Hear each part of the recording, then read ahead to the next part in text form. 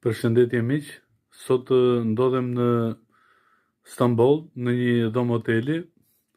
Erdha në Stamboll për arsye turistike. Stambolli është një qytet me të vërtet shumë i rëndësishëm për nga historia dhe kultura e tij. Stambolli historikisht, emrin Stamboll, emrin e tij e ka marrë nga fjala Konstantinopolis, që përkthehet qyteti i Konstantinit. Siç dihet, Konstantini i Madh, perandori romak me origjinë lire, e themeloi këtë qytet në vitin 330 pas Krishtit.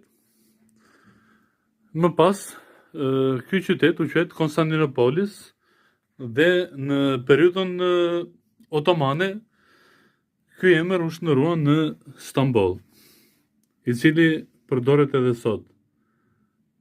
Në lidhje me Stambollin dhe historinë e tij, do të përgatis edhe video të tjera.